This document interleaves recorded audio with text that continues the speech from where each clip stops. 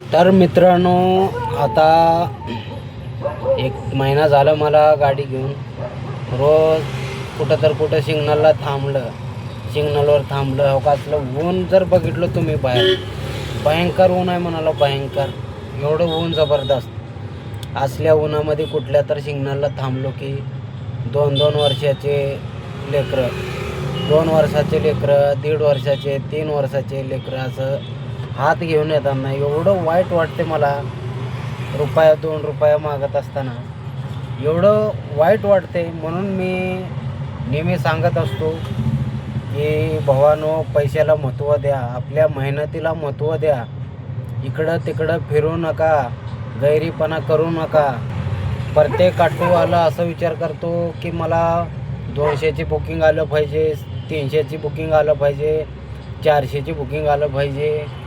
मग ते 2-3 वर्षाच्या लेकराला काय वाटत असं सिग्नलवर भीक मागत असताना. म्हणून मी म्हणतो, तुमच्या मेहनतीला महत्त्व द्या. तुम्ही जर कुदळ घेऊन कुठं रस्त्याच्या कडेला नाली खंदायला जात असन, पाईपलाईन खंदायला जात असन, किंवा मिस्त्रीच्या हाताखाली जात असन, किंवा दगडं फोडायला जात असन, पण तुमच्या डोक्यात विचार पाहिजे की मी दिवस आणि रात मेहनत करेन आणि माझ्या मुलाला कुठल्या तर चांगल्या ठिकाणी चांगलं शिक्षण देईन आणि चांगलं कामावर लावेल, हे आपल्या डोक्यात प्लॅनिंग पाहिजे. तर आपले दिवस वाईट जाऊ देऊ नका. हे बघा, लय परिस्थिती बेकार आहे. आत्ता काहीच नाही मित्रांनो, ह्याच्या पुढची परिस्थिती आहे ना, लय बेकार हो, लय म्हणजे लय बेकार आहे. म्हणून मी म्हणतो, जास्ती लेकरं करू बी नका, एकाला 2 करा बस झाले. आणि त्यांच्यावरच खर्च करा दाबून, त्यांना दाबून शिकवा. चांगलं कुठं तर जॉब लावायसारखं असं चांगल्या ठिकाणी शिक्षण द्या त्यांना. तुमचं प्लॅनिंग जबरदस्त पाहिजे. उगाच हवेत जगू नका. काय ना काय डोक्यात प्लॅनिंगनं चालत जावा. मी सांगतो, आत्ताचा काळ अजून थोडंफार बरं चांगलं आहे, पण ह्याच्या पुढे लय वाईट दिवस येणार आहेत, लय म्हणजे लय. आता बघा, इथं कामाला UP, बिहार, कलकत्ता, नेपाळ सगळे भेटतील तुम्हाला, पण महाराष्ट्राचा माणूस भेटतच नाही तुम्हाला, कुठल्याही कामावर भेटत नाही. बिझनेस मारवाडी, सगळ्या बिझनेस मारवाडीच्या, गुजराती, मारवाडी, आणि त्याच्यात कामाला आपले माणसं आणि खायला आपले माणसं. माझं प्रॉब्लेम असा नाही की त्यानं बिझनेस टाकलं, ह्यानं बिझनेस टाकलं, माझा त्याच्यानं प्रॉब्लेम नाही. पण आपलं एखादी माणूस काय बिझनेस टाकले की मग आपल्याच माणसाला, शेजारच्याला, ह्याला त्याला त्रास होत असतो. तर असं होऊ नये. खरं तर बाहेरचा माणूस येऊन इथं करून खातो, इथं बिझनेस करतो, मग आपलं एखादी माणूस बिझनेस टाकलं की मग आपणाला त्रास कशामुळं हो. लगेच तिथं काही ना काही भांडणं हे ते असले कुठाने होत असतात. म्हणून ते आपलं माणूस जास्तीत जास्त बिझनेसच्या नादी लागतच नाही सहसा. हे भांडणाचा विषय होऊन जातं लगेच तिथं आपलं एखादे माणूस बिझनेस टाकलं की. तर मित्रांनो, पैसा इतका महत्त्व आहे.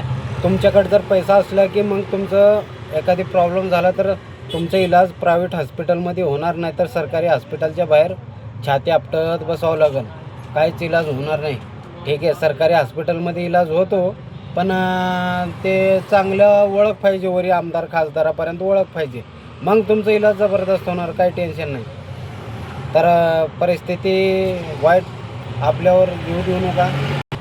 आज मी बघा, सकाळी 6 वाजता घरातून निघतो, कधी 5:30, कधी 6, कधी 6:30, रात्री कधी जायला 10 वाजतात, 11 वाजतात, कधी 12 पण वाजतात.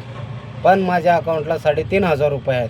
काय करावं, खर्च एवढं वाढलं आहे महंगाईमुळं, काहीच उरत नाही. हो का, आता भाडे नाही, काय नाही, उगं निवांत बसून भाडेच पडत नाहीत. लय अवघड धंदा करून खायचं म्हणल्यावर लय अवघड आहे. नोकरी करायला गेल्यावर तिथं 2 महिने काम करावं लागते, तेव्हा जाऊन पगार भेटते. एक कुठं डोक्याला ताप आहे, लय ताप आहे डोक्याला.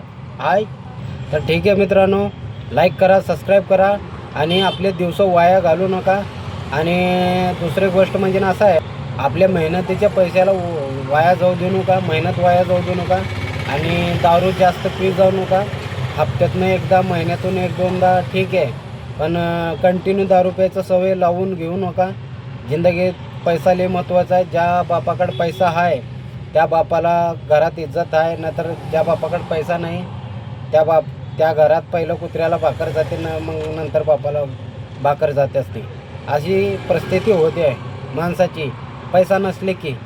हो आता विचार करा, मग तुम्ही ठरवा काय करायचे जिंदगीमध्ये. ओके. आणि राग येऊ देऊ नका. नाही म्हणताल पर्सनल आम्हाला बोलला, आम्हाला तुम्हाला नाही, जनरली बोलतो मी. ठीक आहे, राग येऊ देऊ नका.